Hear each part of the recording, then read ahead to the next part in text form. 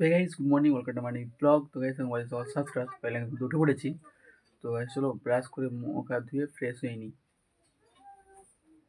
তো গাইস এখন বাজে সকাল 9:30। তো দেখো টিউশন পড়িয়ে আমি এখন খেতে বসেছি।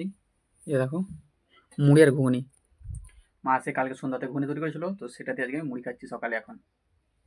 আজকে আমাদের এই 6টা তিরপলের ধান তোলা হবে আজকে। 1 2 3 4 5 6টা।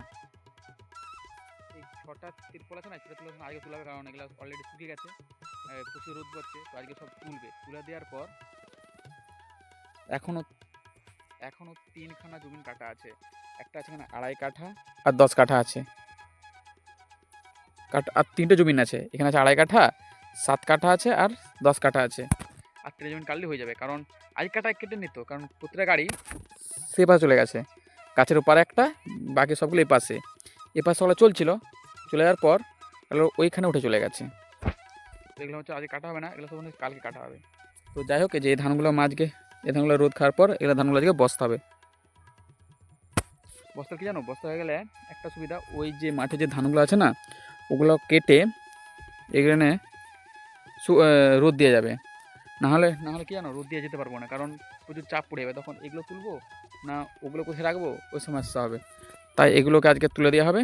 আর ওই মাঠে ধানগুলো যেগুলো কাটা হবে সেগুলো তুলে নিয়ে এসে এই ত্রিপলগুলো রোদ দেওয়া হবে।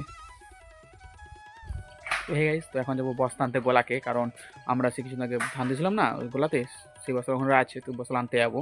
তো বাবার মা ওখানে ধান তুলছে, তো আমি এখন যাবো বস্তা আনতে। তো চলো যা যাক। ওখানে গাইস দেখো বস্তা নিয়ে চলে এসেছি, এই যে বস্তা। হ্যাঁ, 10টা বস্তা আছে, তো বাবা মাকে দেবো। তো চলো।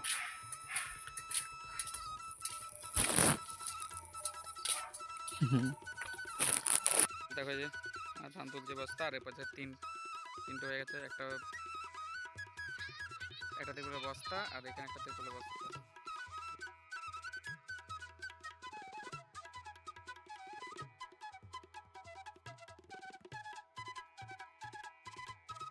এই গাইস, তো দেখো ফাইনালি আমাদের ধান গোছ হয়ে গেছে। তো 1 2 3 4 আর 1 2 3 4 8টা বস্তা এই সাইকেল তুলে নিয়ে যাবে। তো 2টা জমির ধান অলরেডি শুকিয়ে গেছে, তো আর দুটো আছে 1 2 এবার 3।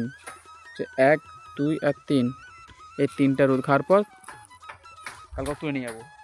আর 3টে জমির ধান আছে সেখানে, এ পাশে ছোটোটা আছে, আর এ পাশে দুটো আছে। এ পাশে একটা, এ পাশে দুটো আছে। এই দুটো জমি কালকে তোলা হবে।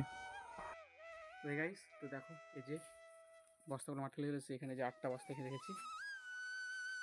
8টা বস্তা প্রায় একটা, দুটো জমির ধান প্রায় কমপ্লিট।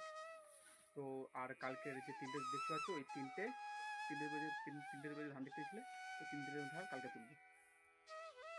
আই হোপ গাইস তোমার ভিডিও ভালো লেগেছে। তো ভিডিও ভালো লাগলে video like comment channel subscribe করতে ভুলো না। দেখা হচ্ছে নেক্সট ব্লগে। Okay bye.